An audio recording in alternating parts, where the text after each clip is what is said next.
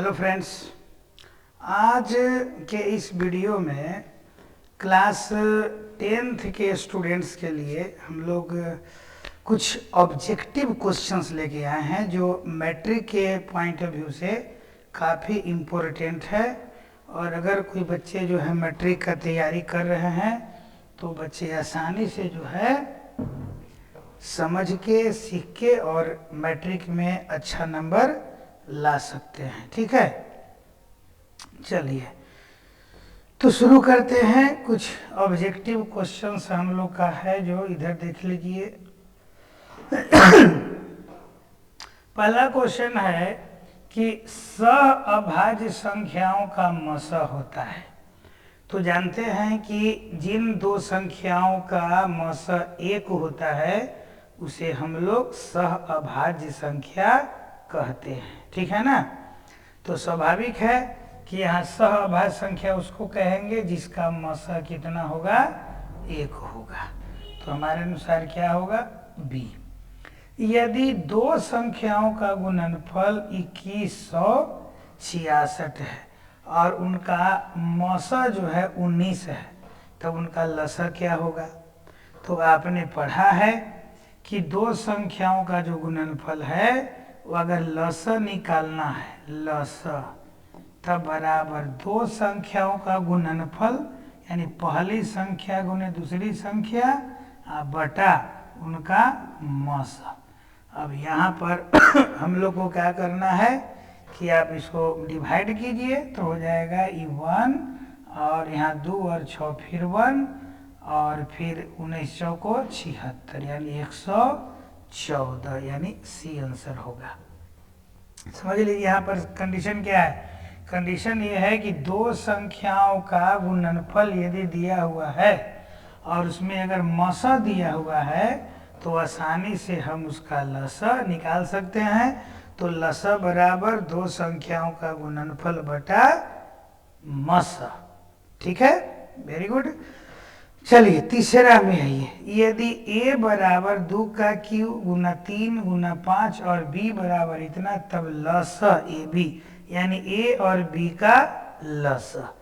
तो आप समझिए लसा जब हम लोग निकालते हैं, ठीक है, तो लसा निकालते हैं तो क्या करते हैं कि जो एक एक जो गुणनखंड है जो ज्यादा होता है, ठीक है, गुणनखंड में जो ज्यादा होता है, तो यहाँ पर देखिए 2 के पावर 3 है या 2 के पावर 4 है, तो लसा में लेंगे 2 का पावर 4 गुना। अब देखिए यहाँ पर यहाँ 3 है, इसमें 3 नहीं है तो 3 हमको लेना है और गुना। इसमें 5, इसमें भी 5 है, 5 लेंगे गुना। अब यहाँ पर 7 है, इसमें 7 नहीं है, ये भी लेंगे। तो ये लसा निकालने का क्या है, हमारा नियम है कि जो मैक्सिमम घात है उसको लेना है और जो न भी शामिल है, जो एक संख्या में है, उसको भी लेके चलना है, तब हमारा लसा निकलेगा। अब इसको गुना कर दीजिए तो 2 के पावर 4 बराबर हो गया 16, 16 गुना 3, 3 पचे 15 और 15 गुना 7, तो 16 गुने 15 बराबर हो गया 240 गुना 7। अब गुना कीजिए तो 7 चौको 28 और 7 दूनी 14 2 16 यानी हमारा आंसर 1680 डी होगा।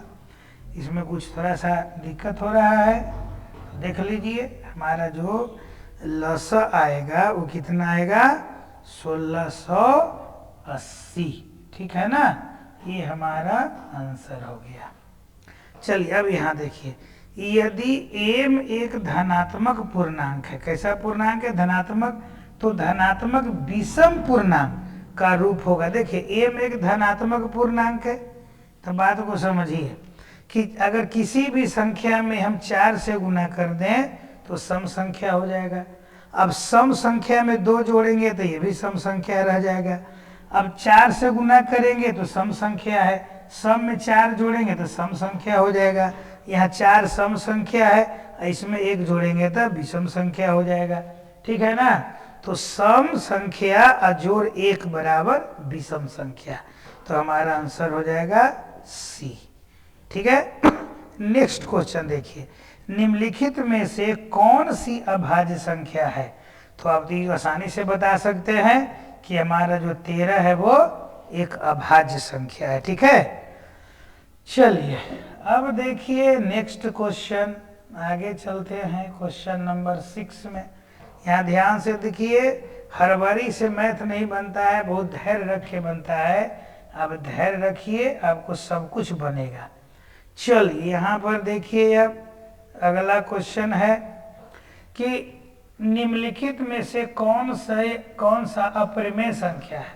आप बताइए, अपरिमेय संख्या किसके कहेंगे? जो पूरा पूरा मान नहीं निकलता है, रूट के अंदर होता है। तो बताइए, यहाँ पर रूट 17 ही है ना जी, यहाँ देख लीजिए, रूट 17 हमारा क्या है? अपरिमेय संख्या है। ठीक ना, क्योंकि आप रूट 4 का मान 2 निकाल सकते हैं, रूट 100 का मान 10 निकाल सकते हैं, और यहाँ देखिए रूट 16 बराबर 4 और रूट 25 बराबर 5, पूरा मान आ गया। चलिए नेक्स्ट, तो नेक्स्ट हम लोग का जो है, आप देखिए, तो 144 के अभाज्य गुणनखंड में 2 का घातांक है। अब 144 का 44 का क्या निकालना है? अभाज्य गुणनखंड। तो कैसे लिखेंगे भाई? 2 गुना 2 गुना, ठीक है, तो 2 से कट गया, फिर 2, फिर 2, और फिर देखिए यहाँ पर, तो 2 दूनी 4, 4 दूनी 8, 8 दूनी 16, ठीक है ना। अब यहाँ आ जाएगा हम लोग को तो 16 आ गया, 16 नंबर 44 से 3 गुने 3। अब बताइए कि 2 का पावर कितना हुआ? कितना है? 4 ना, तो 2 का पावर कितना हो जाएगा? 4। बात को समझिए, अब ऐसे निकाल सकते हैं, 144 यहाँ पर है, ध्यान दीजिए, 144 है तो 2 से भाग लगाएंगे 72, फिर 2 से भाग लगाएंगे 36, फिर 2 से भाग लगाएंगे 18, फिर 2 से भाग लगाएंगे 9, अब 3 से भाग लगाएंगे और ये 3 हो जाएगा। ऐसे करके बना देना है, ठीक है। चलिए अब यह देखिए, निम्नलिखित में से कौन सा परिमेय संख्या है? अब बताइए, परिमेय संख्या फिर देखिए पूरा पूरा मान निकलेगा, तो बताइए 1/144 का मतलब हो गया 1/12, पूरा पूरा मान निकल गया।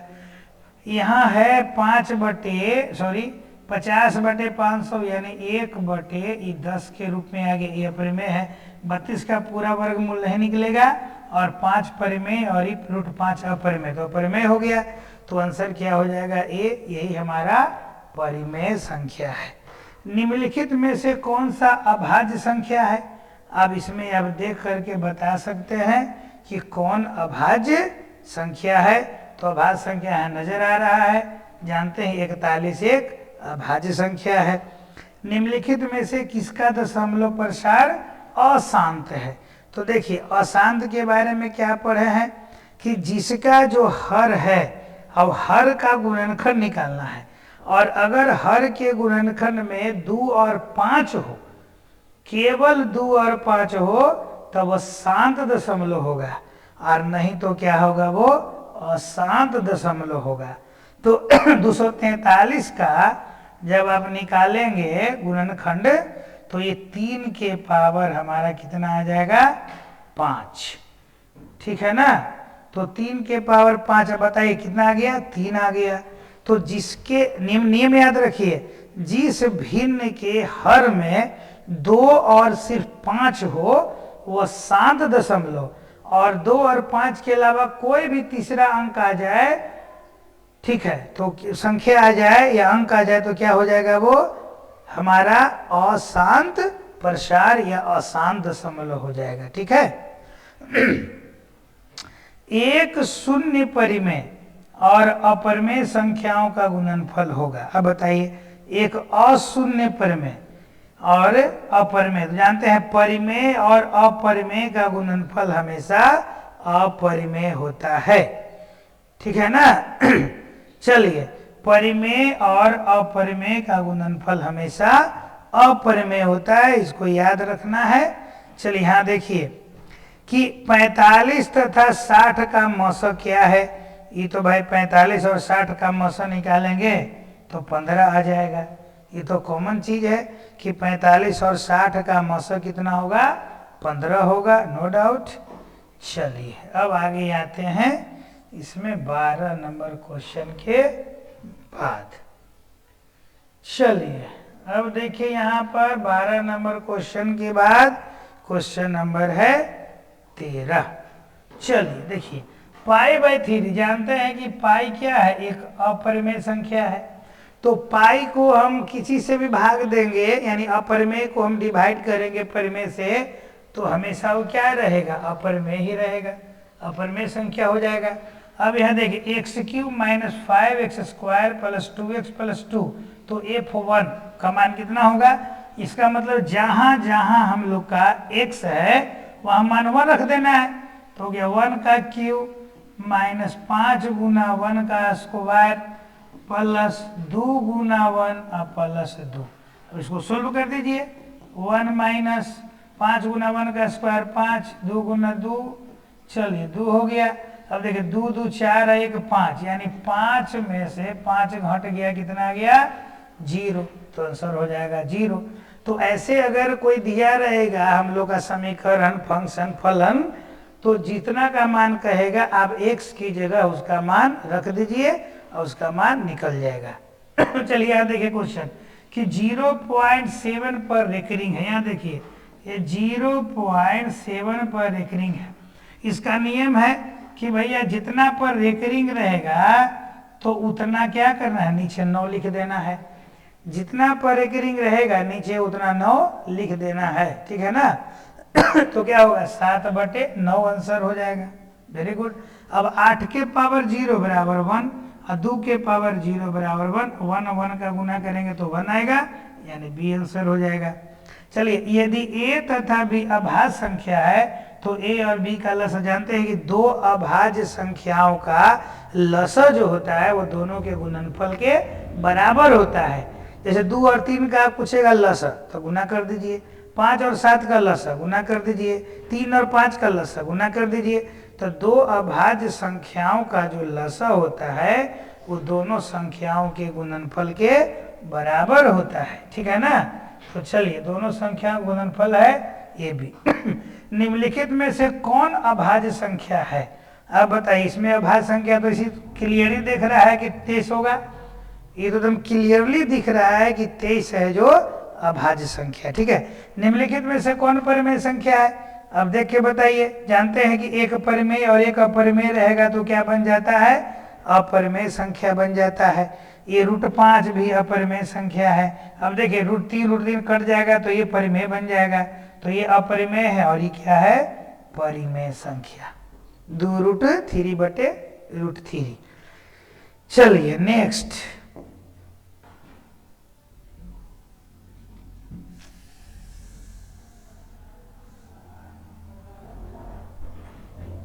चलिए नेक्स्ट क्वेश्चन में देखिए कि नेक्स्ट में क्या है।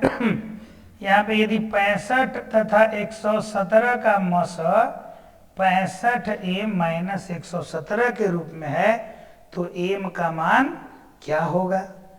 अब इसका आप निकाल के देख सकते हैं भाई कि पहले अगर मान हम 1 रख देंगे तो ये 65 माइनस कितना हो जाएगा, 1 माइनस 117, तो ये तो नेगेटिव आ जाएगा।